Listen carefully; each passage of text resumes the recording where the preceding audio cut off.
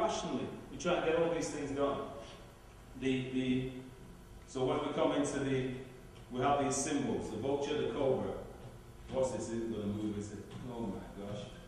When you see symbols like this, if you see that shape of crown, like what do you call them now, a bishop's hat, that's denoted from the spiritual lands in Egypt. That's the spirit. On the other side is the material now, which is represented by the cobra. And that's by this hat here, there's a crown of Lower Egypt. Then it says, there you have the human eye and eyebrow. Can you see that, yes?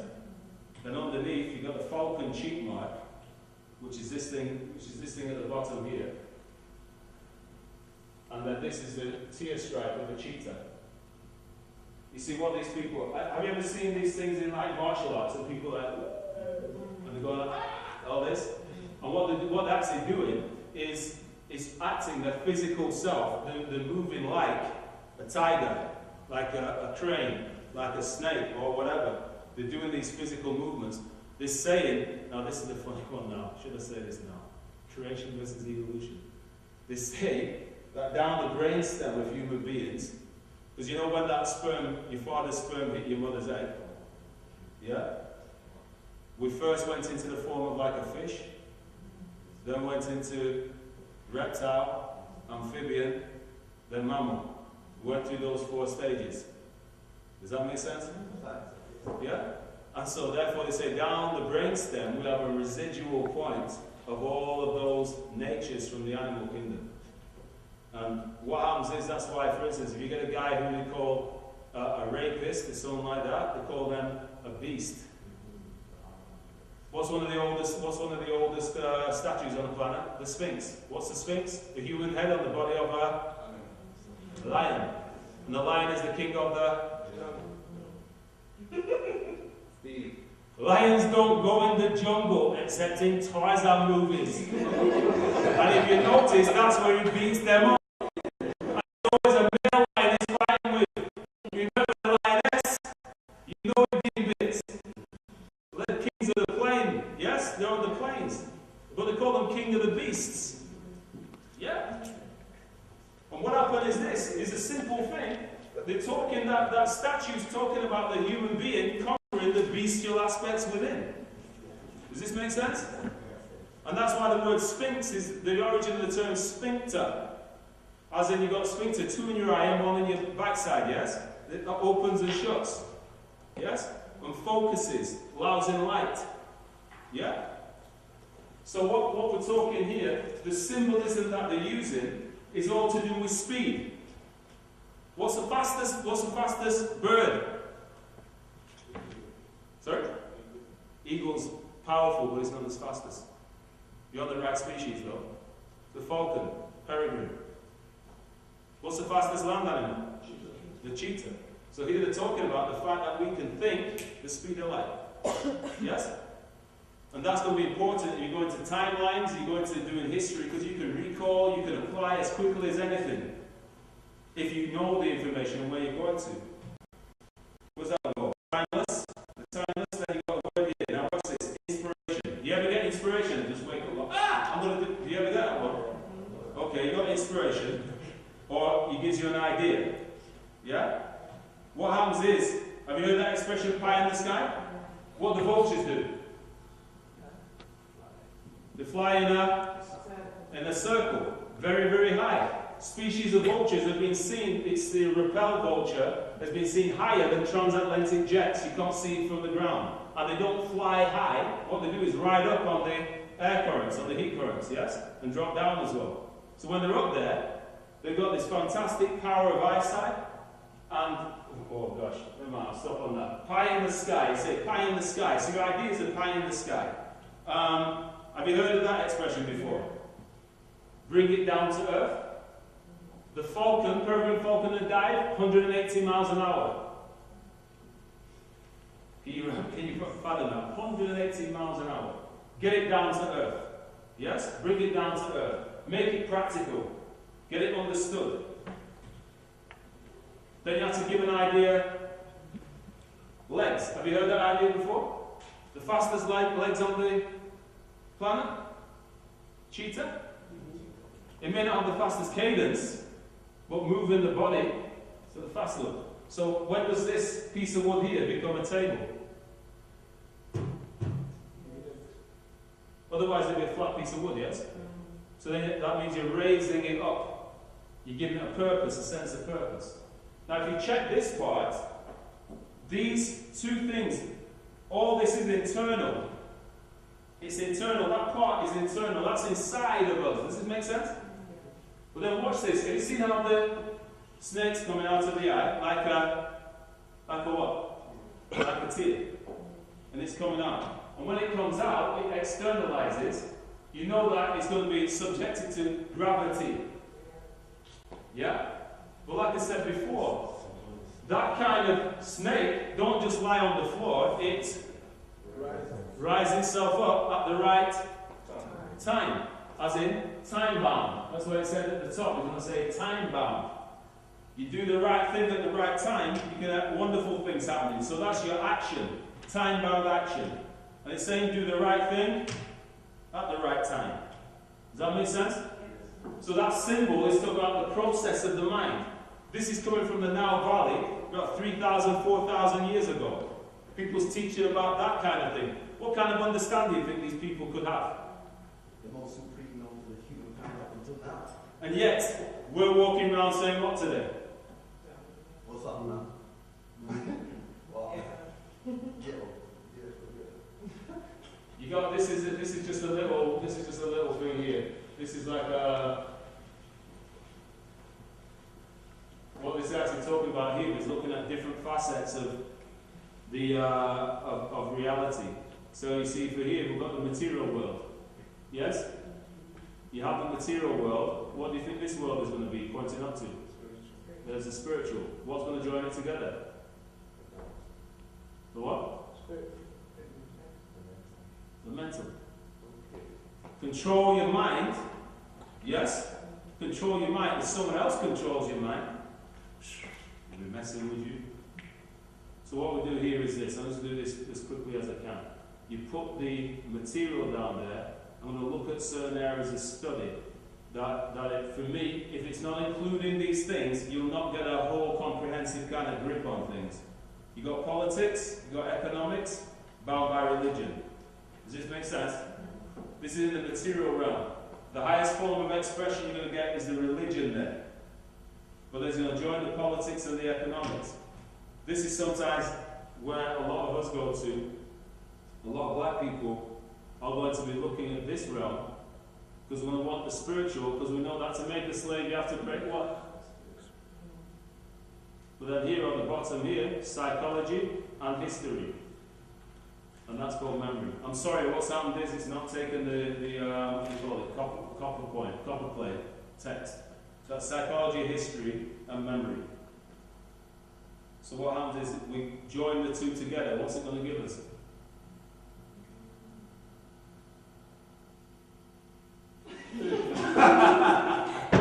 Sorry, I'm used to that look, you know. That's how I teach in schools, you see. It's like...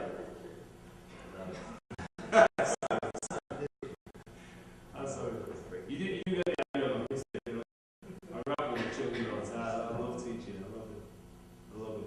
What we're going to have here is that you're going to have the mental, you have the psychology and the history, politics and economics. So what's going to happen is the memory and then religion. What's going to happen is psychology will underpin your economics, your spending patterns. Have you seen this thing about, what's it? The number of times a pound goes around in the black community. It usually gets spent once and then it's out. It usually goes straight out. In other people's cultures, they keep it in there and it's circulating to some, like I think the Chinese, maybe about 70 times it passes on before it will come out. Does it make sense? Yeah, they trade with each other. They trade with each other, they've got their own integrity. Same thing. Same thing. So you see what's actually happening is that it's a form of integrity that's going on there. Oh gosh, you see that thing. So what it said in there was cultural, it said cultural. Now look, this thing, let me just drop this one quick. Because if we go to almost everything we learned came first from our parents. Would you agree from that? Yeah. So when did your life begin? When did your life begin? When did your life begin? Millions of years When ago. the sperm and the egg connected. When?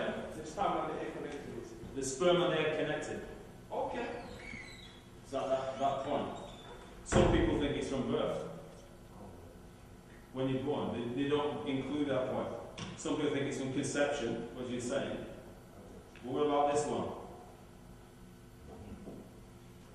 Do you remember this expression? Have you heard this before? Have you heard that one?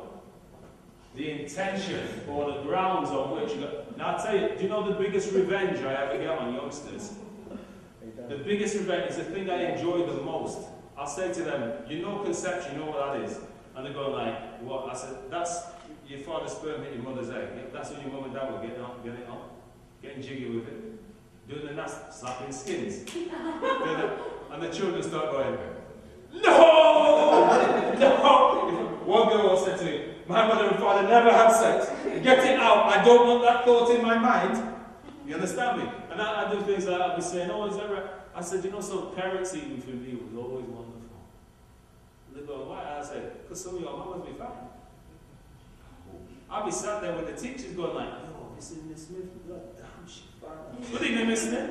Yes, sir. How about Barry Spoke? You understand me? We'd be playing on that river, but watch me. Here is a generation of young people getting bombarded with sex. You understand what I'm saying? From small, I remember seeing two girls, one 6, one about 3, skipping down the road in Manchester. I want to sex you. Singing a song, I'm going like, yeah, pedophiles ring. Pedophiles ring. So that's what they're going there. I'm there looking at this thing and saying like, yeah, from young, they've been taught about sex. Yes, bombarded with it. But when it comes to thinking about the sex that created them, you know what I'm saying? It's a really funny thing we do. Sex, I say sometimes, sex, could I borrow this? I just want to use this for a sexual way. You see how you passed it then? You went, but I said, just because I said sexual act, you went, what's this now? Watch. What is this designed on? The penis. You see, it's stored up, it's long, stored up, the ink is stored up, you stimulate the end, what comes flowing out? The ink. And then I put this and then I start to write on here. So here is the father, and this is the material called paper, material, mother. There's a father, there's a mother, joining together and creating. That's how I call sex on the table. Yes? That's called creativity. That is sex. I mean, I remember, what do you think that meant in, was that too bad? You remember it said the sex up the document? Yeah, what do you think that meant? Some guy, some minister took it to the bathroom. Is that what it was? What it means, they made it more creative than it was. You said something, that's about creativity. A lot of our youngsters now getting bombarded with this thing and we never tell the truth to them. And that's what worries me. That's a really, really kind, because that means we're going to be watching the MTV Base. Have you seen MTV Base after like 12 at night?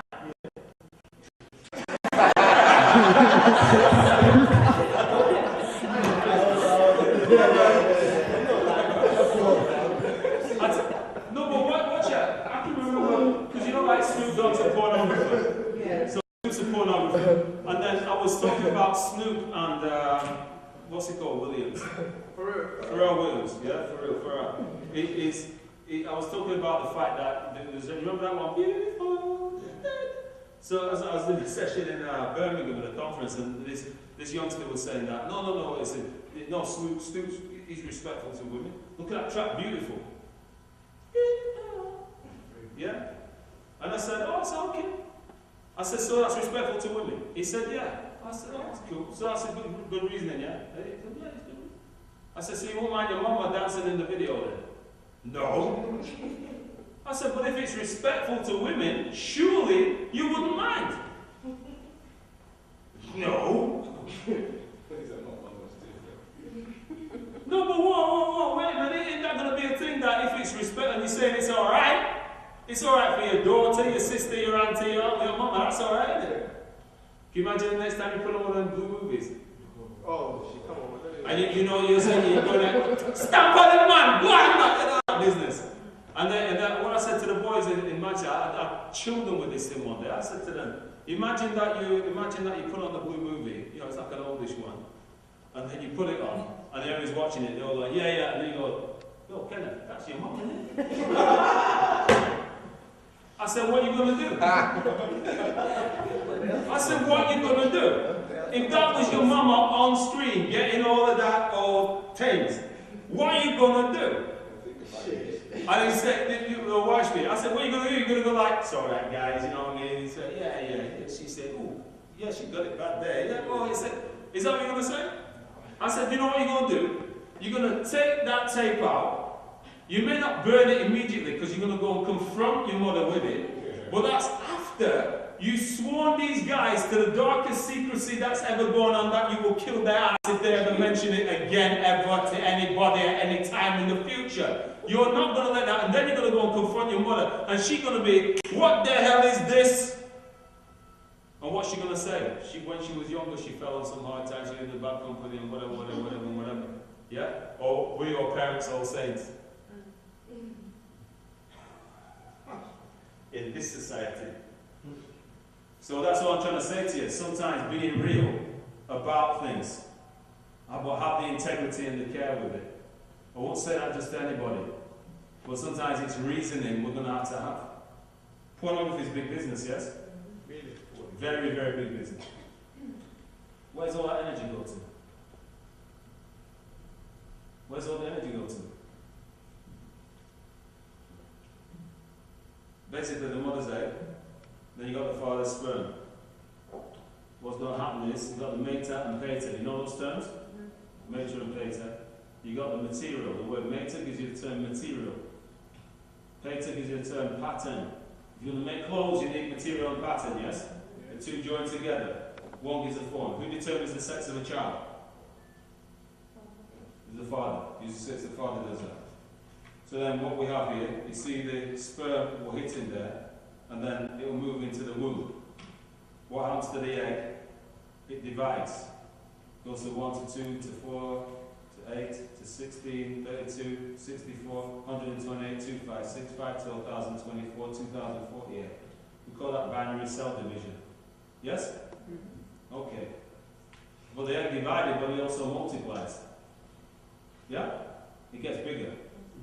It's subtracted from its original mass and adds size. We're basically made up by a mathematical process. Yes? So you have the mother and the mother's mother, your grandmother. Because those are genetic numbers too, aren't they? You have one, you, there's your parents, there's your grandparents, there's your great-grandparents, your great-great-grandparents, etc. Does that make sense?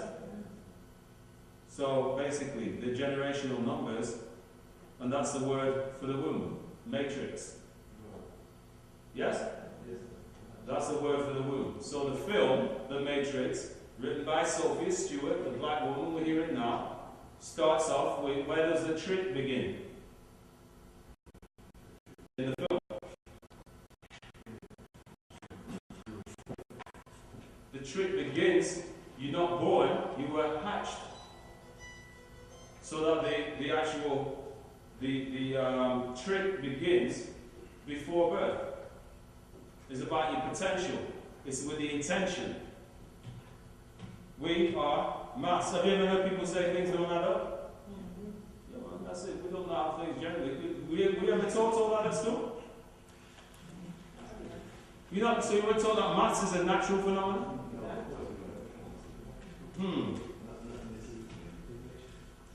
Can you catch yourself on there? Going from conception, is it Leonard Nielsen, a picture photograph of a sperm gets in an egg? How the hell they got that picture, I don't know. But they got it. Then you got birth, the formative period to 7, then up to 13 years old, to 19, so you go from childhood, 13 years old, supposed to be the end. And no, I never had a test to put me out of that. Things happen. Then adulthood training, junior adulthood, senior adulthood, junior eldership, senior eldership, ancestral preparation. Where are you all on there? Have you found yourself on there? Junior adult. You find yourself on that. Me, I'm skidding around that corner to junior eldership now. I'm like, damn, it was only a minute ago. I was doing, you understand me? So as I'm getting around this thing, I was like, oh, okay, what do I need to know? How do I prepare myself? Here is it just a case I'm going to get a few qualifications, move on, get a job, or a job? What am I going to do? How do I improve myself? How do I build my power of intellect? How do I build my ability? You know the term macho? Yeah, macho. That used to mean a man who cares and provides for the needs of his family and community. Not some gold chain wearing, hoe chasing, drinking, nutter. We're talking one time it meant that you cared for your family, materially, spiritually, intellectually, emotionally, all facets. That's what a man was supposed to be. Does that make sense? But now, what do we have? What do we have? So you're around onto this, you found yourself there, and you got a journey, don't you? You got hopefully a very long journey to go. All these different beliefs that you've got now are going to change, aren't they? Like Eric Williams is a red hot revolutionary when as a student becomes the Prime Minister of Trinidad. Whoop! Going to change it. Your beliefs are going to change. So this is the thing here. History is a clock that people used to tell their time of day. It is the compass they can use to find themselves on the map of human geography. It is the role of history to tell people where they have been, where they are, and what they are.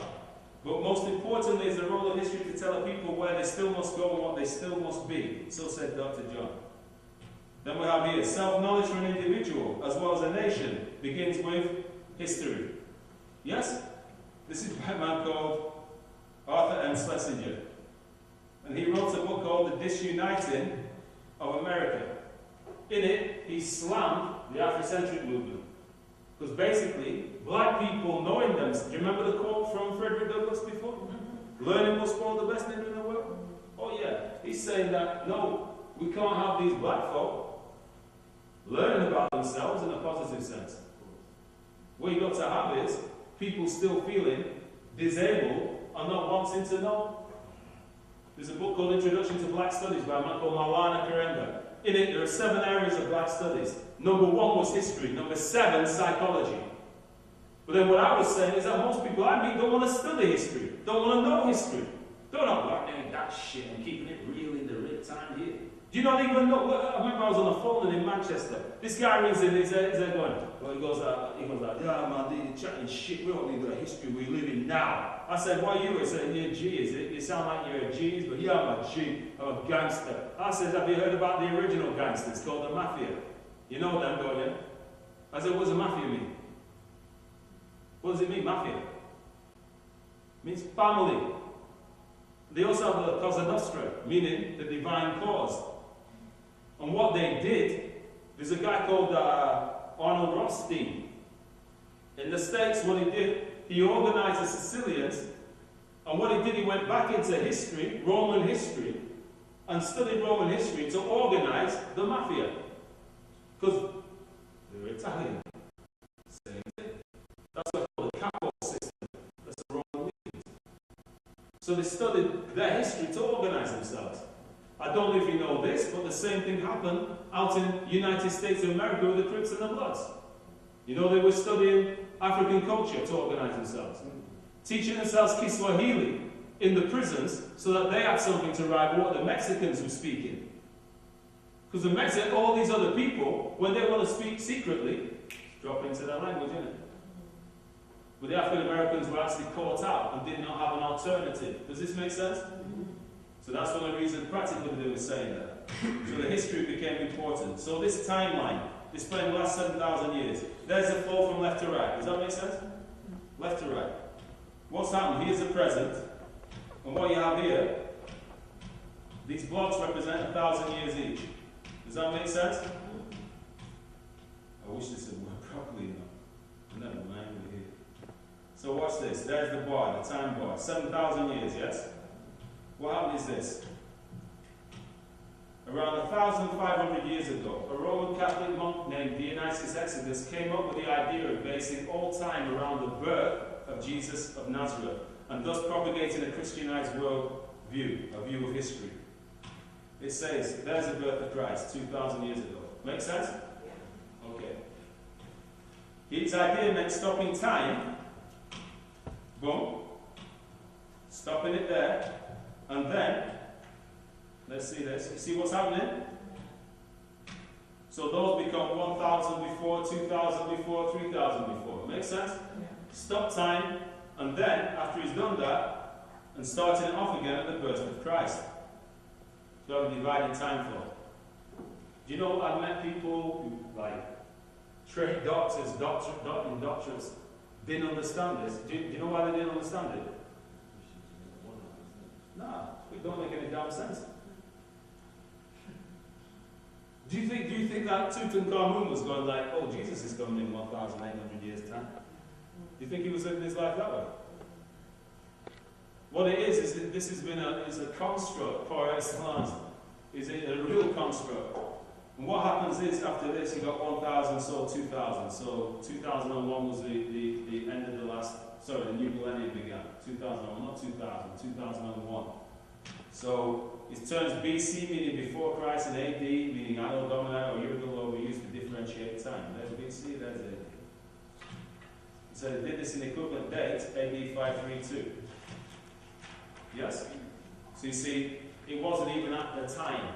It's 500 years after. It wasn't until the 11th century, the 1000s, that it was actually propagated properly. Now, who do you think they set about rejigging everything? The Romans and British. Yeah, but who? James. No, watch it, not King James.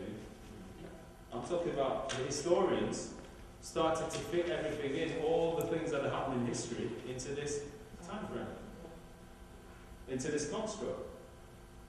You get what I'm saying? So any information they had to rewrite it. Hold on. This is my strange background. Some people say that's definitely the white side coming out. Dire Straits. Have you ever heard of a band called Dire Straits? He has a track called The Man's Too Strong. He says, I'm just an aging drummer boy, and in the wars I used to play, and I've called a tune to many a torture session. Now they say I'm a war criminal, I am fading away. Father, please hear my confession. I have legalized robbery and called it belief. I've run with the money and hid like a thief. Rewritten history with armies of my crooks. Invented memories, I did burn all the books. But you can still hear his laughter and you can still hear his song. The man's too big, the man's too strong. Now I hear that and I'm going like, sounds like somebody's doing a little bit of confessional. But rewriting of history is a very vital thing. For instance, you may be turning around and saying, what happened? Have you seen this film called Troy?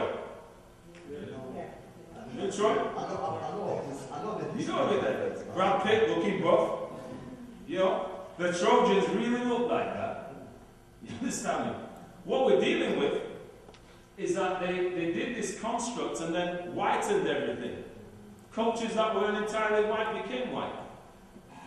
Then also lied about the origins of many of the contributions that have been made. So what I'm trying to pull with this thing here, this is used in mathematics now. The timeline is produced to visually contextualize the general relationship to African and European civilization. Let me see if we can just do this quick.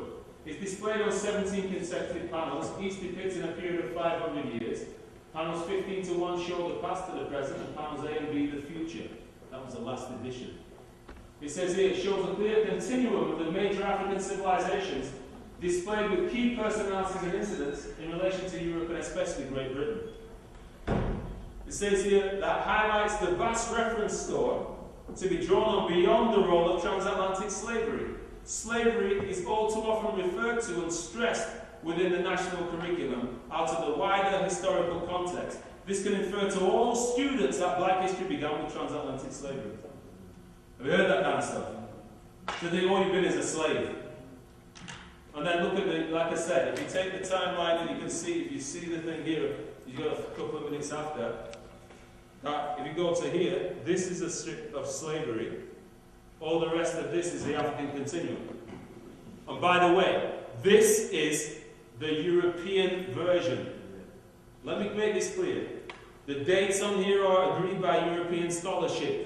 It is not an African-centered approach. This is the European. This timeline is bogus, but it's a starting point to start unlocking this. Does that make sense? So what is it? You're picking this thing up. You'll see that Tony Browder from United States, who's actually on this one over here. He said to me, he said, put on certain things. There's certain things missing. For instance, they were building pyramids in Illinois, you know, Chicago area. They're building pyramids there, pyramids all over the world. They've even built them on a certain planet. They were built in the Antarctic, where the aliens were kept in there, so predators could come down and fight them. Have you seen it yet? Yeah. I tell you, I bought it the other day. It came out. I said, I'll buy it. Have you noticed how the predators got dreadlocks too? Have you noticed that? Have you not noticed that? What was that one with the species? Have you seen Species? Yeah. And when you look at Species and see some of the African artifacts and like a sister's profile with a shape of the head, and every time these things you go, oh, there's a black. What film is entirely based on the struggle of black people in the 1960s? X-Men. You all know that one? X-Men is entirely, remember you got Xavier, Professor Xavier, who wants to get on with the humans. Then you got the other guy, Magneto, who hates humans. Yes? So guess what, which is Malcolm X and which one's Dr. Martin Luther King? That's it. Sorry? So Magneto is Malcolm X, isn't it? Yeah. So then what happens is that in the thing, so the mutants are the blacks. It's literally that. Go, you can go on a website, find it out, it'll show you all that information. When it was written at the time, X-Men. So you've got all of these dynamics being played with.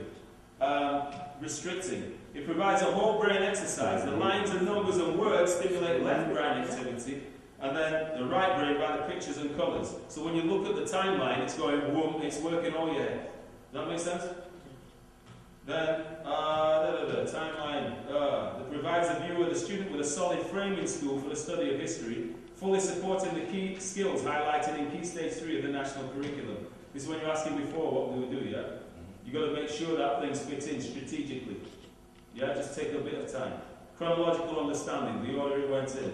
Next one, knowledge, understanding of events, people and changes in the past. Also, historical interpretation. Under that, you can do African-centered history. Yes? In the national curriculum.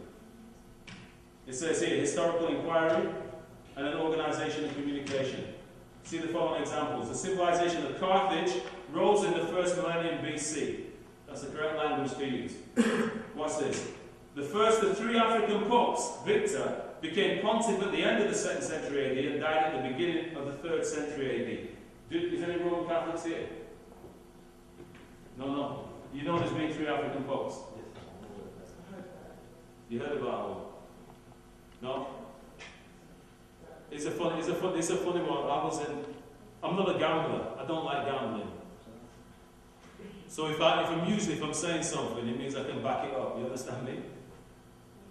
I was on BBC Radio Sheffield, Black History Month in 1994. Sorry, but I wanted to know where the information is coming from. The African popes and... The African Pope, okay, you can take this, what I was going to get to. The African Popes is a book called The African Presence in Early Europe. It's edited by Professor Ivan van Sertima. But it's actually from Professor Edward Scobie's script. This is what I was going to say to you now. Watch this. On BBC Radio Sheffield. Vintage of why Black History Month? What do you need Black History for? All that kind of shit. You know, people whose heads are, you got a black body and brain made in Britain. Right. So what happens? What you do is this. Trevor Phillips. Trevor knows better, actually. What happens is, I'm there on the radio. This guy says, "What do you need Black History for?" I says, "Well, it gives you a better understanding of things that are going on now." Said by understanding the past. She said, "Give me an example." So I'm going like, "Hey." I said, "Okay." I said, "Well, they're saying if the Pope dies now," and this is back in '93. I think he'd just been shot. '94, sorry. I said, if he dies, they say that an Igbo man, a Nigerian called Cardinal Arinze, may become the first black pope. And he says, yes, so? I said, well, there's been 3 already. He said, what? I said, there's been 3 already. I said, Pope Victor, St. Galasius and St. Miltiades. So what did he say? What did you just ask me? Where's your evidence of this? You want to pull that one back? An original BBC script from 1960, broadcast on the 11th of April, 11:45 GMT on the Orange Network. It was called The Three African Popes, written by Professor Edward Scobie, passed by the BBC's Religious Affairs Department as being genuine research that these three guys were Africans. The guy went, oh. You understand me? Oh, fine. You won't be ignorant. That just means you don't know. You understand me? And this is a funny thing. I meet people in universities where we're supposed to be looking at the universe, priding themselves in not knowing. I love it. I sit down and say, these are the people who are teaching the next generation. It said the visual images in the bicameral man. This is where the book that was there before. It said New Millennium Mind, race, social inclusion, factors of race and gender. If you go to a lot of people think that African tradition is sexist. But let me put this to you. In West African traditions, many of them, there were twin towers. You know, like in New York. You have male institutions and female institutions. When the Arabs came in and when the Europeans came in, guess which institution they flew the plane into? Which one did they knock down? The female institution. They knocked that one down, left the male ones up. There's writings by the journals of Richard and John Landers in West Africa. And when they went there, they mapped out the River Niger, because up to about 1780, Europeans had not gone into the African interior. So the slaves that were being brought out by who? And? Jews. Arabized Africans. Don't mix that one up. No. So what they say is that Africans slaved Africans. True. Which Africans? Define. Then later you're going to find people like the Ashanti who pride themselves on slavery because for them it's like pre-OW's prisoners of war. But up to that point, you've had over 1,000 years of Arab slavery. Does this make sense? So, for instance, Richard and John Landers, they arrived, the first thing that the Igbo women did, the African women, when they saw them on sight, started spearing them, throwing spears at them, because they thought they were Arabs. Straight away. What they witnessed was, every time they went to do any trade or barter, who do you think was standing there behind telling the men what to do? The Arabs. The women. It was the women who were controlling the guys there. So when they were trading, the men would be bringing forward things, but the woman, there's an old woman at the back directing the trade. When they witnessed this thing, they said, if you want to have influence in West Africa, you must break the power of women. But that's the same throughout our whole history. There hasn't been, throughout our kingdoms, there's always, every king, every one of our great kings has always had to seek the advice and permission to carry through what one wants to do from the king. But who selected? No, watch me. In the Ashanti, who selects the king? The people. Not the people. The elders. It's the women. Yeah, what you've got there, the women, watch this, the suitability. Who would know how a child was in the womb? Who would know about their infancy? And the character that they were building. So you see, that was the premise of everything, the selection process. That's what they had to lick and kick out. It's a simple thing. Oh, these messages. And then finally, it provides a framework for individual study and personal development utilizing African-centered references. Now, this, let's say here, when you put this thing, the timelines are a vital tool for the promotion of personal and social growth and understanding what can see. Wait a minute. Talking to some girls last week in Birmingham, I said to them, name me a woman that you find, inspires you and whatever. Who did I get? Beyonce? Missy Elliott? Who else? Shanti? Name me a businesswoman. Could they? Oprah Winfrey. Could they? Nah. She's not MTV, is she? Huh? Oprah's not MTV, guys, is she? No. Last year, the year before, I was over in the States at a conference with Stedman Gray, Oprah's boyfriend. He came to talk to the youngsters I was working with. And he said that the most important word in the world, he said, is love. I said to him after I didn't agree. And he said, what do you say? I said, belief. If you don't believe in love, if you don't believe in whatever, what are you going to do? So that was a dynamic when you're talking personal development. Anytime you say, read. Read people's personalities, read the way they do things, read what they're about. If you don't read, I'm not going to say read book. Try and find out the reason and the motive they did what they did. Because ultimately that's the question that you have to arrive at. It says here, for many young people now used to looking at and listening, not necessarily seeing and hearing complex media, the light can provide a powerful grounding reference point on which to base and develop their knowledge and opinions. It's an intention for further timelines to be done displaying different things. Right? Now, that is basically it. So where can you get all those timelines? They're being produced. The printer's going to start with them. I will have a proof on Monday, and then they'll start producing them next week. And I still got to do the final costing on them. Yeah, but what we can do is maybe we can I'll get the message through you. I'll have a flyer and an information flyer with all the prices on everything. Yeah. Has the session been any use to you?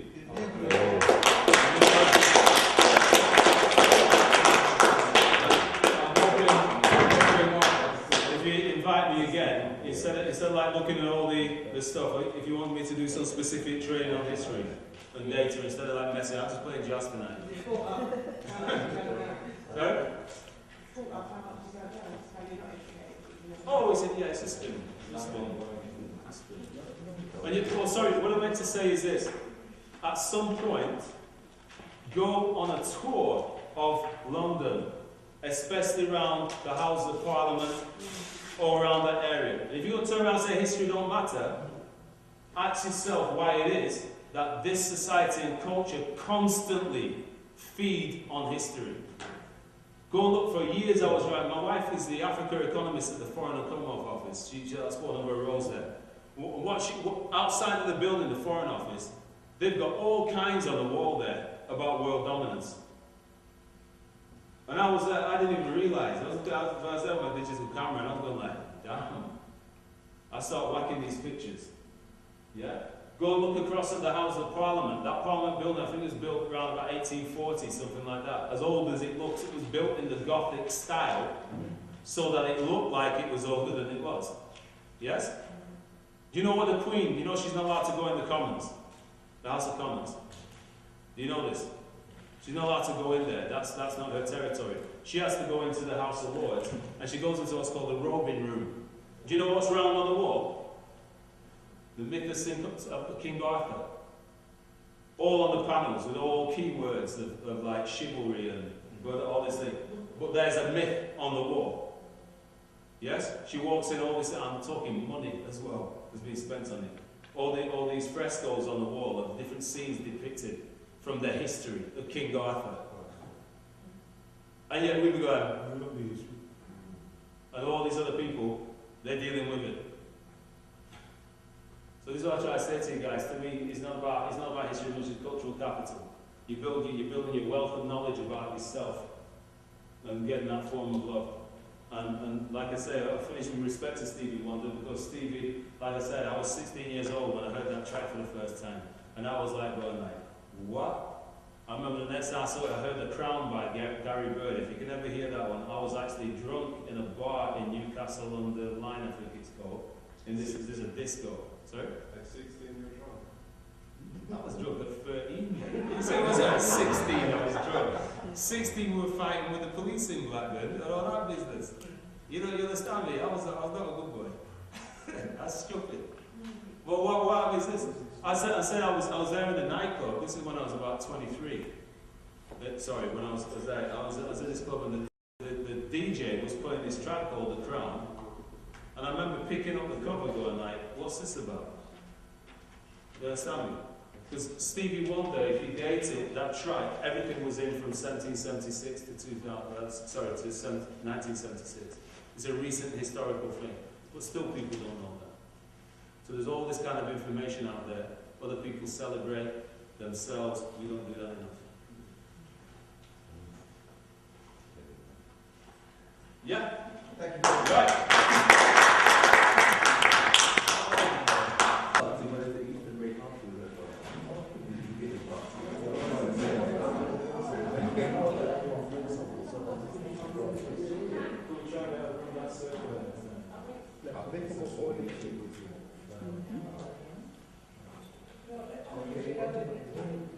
It should be the castle. It should be castle. Where it says anything.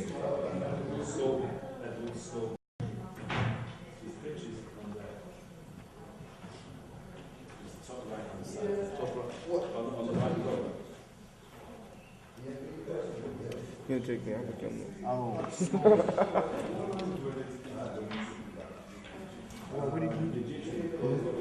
He was the one that wrote that book where you can find about the 3 black popes. He does a lot of work on that whole script. I think the books called The Students Handbook to I'm looking at